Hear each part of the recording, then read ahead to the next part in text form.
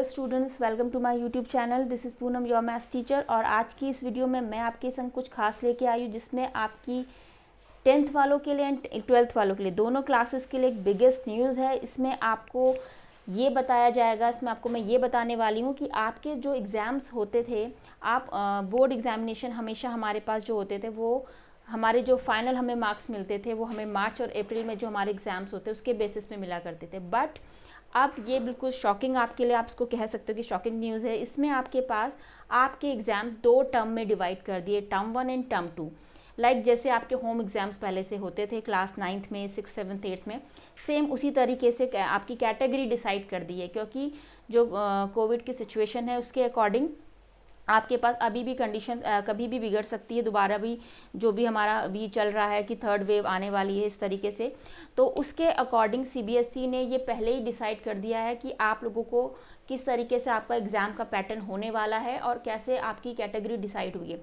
तो मैंने पूरा एक्सप्लेन यहाँ पे करा है। आई होप आपको ये पूरा वीडियो देखने के बाद समझ में आ जाएगा।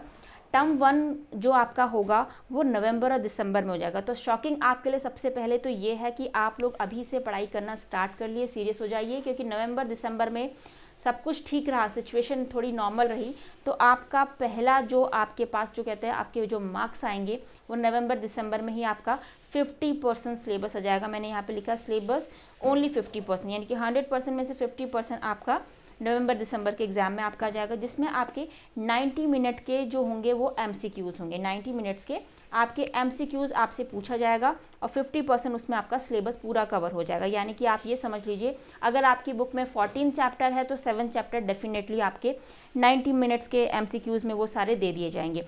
इन पर्टिकुलर सेंटर्स में ये कहीं पर होगा या स्कूल में, आपके स्कूल में भी हो सकता है या इसके लिए सेंटर भी डिसाइड कर सकते हैं। ये पर्टिकुलर अभी सीबीएसई आगे बताएगी, बट ये होने वाला है, ये फिक्स हो चुका है। अगर आपके स्कूल में होता है तो पर्टिकुलर एग्जामिनर, वहाँ से जो एक्सटर्नल एग्जामिनर आते हैं, आपको पता है प्रैक्टिकल्स के लिए जो एग्जामिनर आते हैं उस तरीके से एग्जामिनर भी रहेंगे। देन ये बात थी जब आपकी सिचुएशन नॉर्मल रहेगी तो टर्म 1 आपका ऐसे होगा। अभी मैं इसका सेकंड केस भी बताऊंगी जब अगर सिचुएशन आपकी बिगड़ती है। तो टर्म 2 में आपका जो होगा वो टर्म 2 होगा वो मार्च और अप्रैल में होगा, जो कि आपका वैसे देखा जाए तो नॉर्मली बोर्ड एग्जामिनेशन जो होते थे वो मार्च अप्रैल में होते थे। बट अब टर्म 2 में जो आधा सिलेबस आपका बच जाएगा 50%, वो आएगा। वो कैसे आएगा? वहाँ पर आपका एमसीक्यूज नहीं आएगा। 50% सिलेबस आपका कैसे आएगा, उसमें कैसे क्वेश्चन आपके रहेंगे? वो 2 घंटे का पेपर होगा, सब्जेक्टिव होगा, जिसमें आपके केस बेस्ड स्टडी से रिलेटेड क्वेश्चन होंगे एंड शॉर्ट आंसर्स होंगे एंड लॉन्ग आंसर्स होंगे। ठीक है, तो ये आपके पास 50% सिलेबस टर्म 2 में आपके पास इसके लिए आ जाएगा और यहाँ 90 मिनट्स के एमसीक्यूज रहेंगे। ये तब की बात है जैसे अभी आपको पता है कि बीच में सिचुएशन थोड़ी नॉर्मल थी, केसेस बहुत कम थे, तो इस केसेस में ये दोनों आपके पेपर इस तरीके से हो जाएंगे। अब बात करते हैं, अगर if situations are not good, अगर आपको ये होगा कि सिचुएशन बहुत ही बैड है और अच्छी नहीं है, तो उस केस में टर्म 1 जो आपके पास लिया जाएगा वो नवंबर दिसंबर में सेम लिया जाएगा। होगा नवंबर दिसंबर में ही होगा टर्म 1, बट वो कैसे होगा? जैसे कि लास्ट ईयर आपने घर बैठ के जो एग्जाम दिए थे होम में मतलब घर पे होगा, ऑनलाइन होगा आपके पास। बस फर्क इतना है कि जैसे सपोज अभी सिचुएशन खराब होती है, सितंबर अक्टूबर में आपका टर्म 1 होने वाला है और सिचुएशन ठीक नहीं है, तो वहाँ पर जो उसका आपके पास जो सिलेबस होगा उसका वेटेज थोड़ा सा लेस, यानी कि कम हो जाएगा, और थोड़ा वो वेटेज यहाँ कम होके यहाँ बढ़ा दिया जाएगा। यहाँ वेटेज मोर होगा, यहाँ लेस होगा।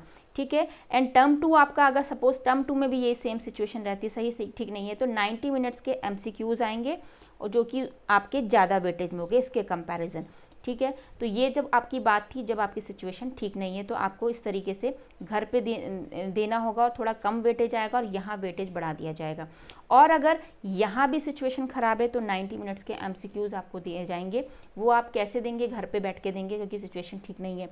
अब बात करते हैं कि अगर सपोज बहुत ज़्यादा ही ऐसा हो गया, जैसे इस साल सीबीएसई ने आपके 10th के भी और 12th के एग्ज़ाम्स जो आपके जो पेपर थे वो कैंसिल कर दिए थे। अगर कुछ ऐसा सिचुएशन आता है तो सेम थिंग, आपके जो मार्क्स आपको दिए जाएंगे, यानी कि marks will be considered on internal assessment. आपके जो कुछ भी स्कूल में इंटरनल असेसमेंट रहे वो प्रोजेक्ट वर्क, ठीक है, आपके जो प्रोजेक्ट वाले प्रैक्टिकल वर्क्स जो होते हैं, आपके प्रोजेक्ट वर्क होते हैं, एंड टर्म 1 एंड टर्म 2 में के रिगार्डिंग जो भी आपके मार्क्स आए उसको उसके बेस पे, जैसे कि इस साल भी वैसे ही हुआ है, हमने कुछ प्री बोर्ड और कुछ पीरियोडिक टेस्ट पेपर्स के अकॉर्डिंग ही मार्क्स दिए सबको, तो उसके बेसिस पे आपको फिर से वही कंडीशन अगर आती है तो सेम वही प्रोसेस के अकॉर्डिंग आपको मार्क्स दे दिए जाएंगे।